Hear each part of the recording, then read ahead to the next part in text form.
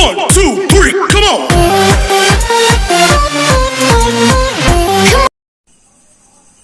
Assalamualaikum warahmatullahi wabarakatuh. Pada pertemuan kali ini kita akan membahas materi tentang bentuk akar ya. Kalau sebelumnya kita sudah membahas tentang bilangan berpangkat ya, maka untuk pertemuan kali ini kita akan membahas tentang bentuk akar. Seperti yang sudah dibahas pada subbab sebelumnya ya, bahwa A pangkat 1/2 ya itu sama dengan akar A ya. Jadi bentuk akar itu adalah bilangan-bilangan ya di bawah tanda akarnya tidak dapat menghasilkan bilangan rasional. Contohnya misalkan ya, akar 2, akar 3, akar 8 ya, dan seterusnya. Kemudian misalkan ada akar 1, akar 4, apa itu merupakan bentuk akar? Tidak ya. Kalau akar 1, akar 4 ya, akar 9 ya, itu bukan merupakan bentuk akar.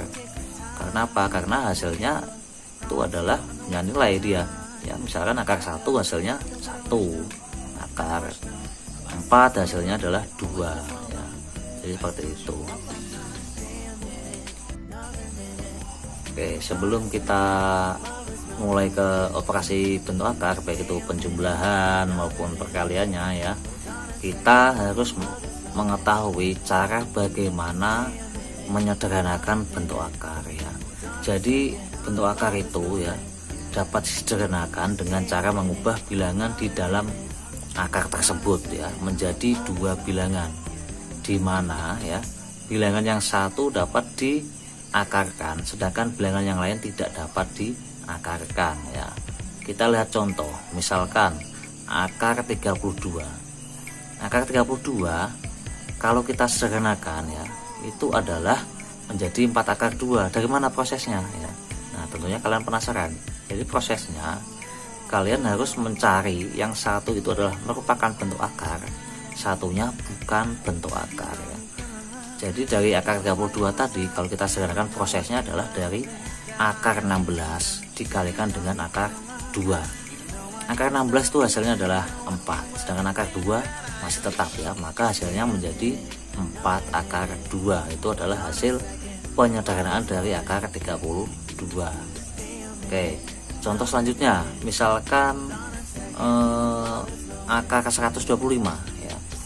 Akar 125 ini ya kalau kita sederhanakan hasil akhirnya adalah 5 akar 5. Dari mana prosesnya? Sama seperti halnya tadi, yaitu dicari perkalian yang satunya merupakan bentuk akar, satunya bukan ya. Dari akar 125 tadi kalau kita sederhanakan itu adalah menjadi akar 25 dikalikan dengan akar 5. Akar 25 itu adalah hasilnya 5, sedangkan akar 5 hasilnya tetap akar 5. Jadi hasil penyederhanaan dari akar 125 itu hasilnya adalah 5 akar 5. Oke, kita lanjut untuk operasi bentuk akar. Yang pertama kita mencari untuk penjumlahannya ya, penjumlahan bentuk akar. Jadi dalam penjumlahan ataupun pengurayan bentuk akar ya, pada prinsipnya ini ya harus digarisbawahi. Itu adalah kalau akarnya sama ya, itu bisa dijumlah atau dikurang. Tetapi kalau bentuk akarnya berbeda, maka tidak bisa dijumlahkan atau dikurangkan ya. Misalkan ya, di sini misalkan ada 2 akar 3 ya ditambah dengan 3 akar 2 ya, atau 2 akar 3 tambah 3 akar 2, maka itu tidak bisa dijumlahkan ya. Karena apa? Karena akarnya berbeda, yang satu akarnya 3, yang satu akarnya 2 ya.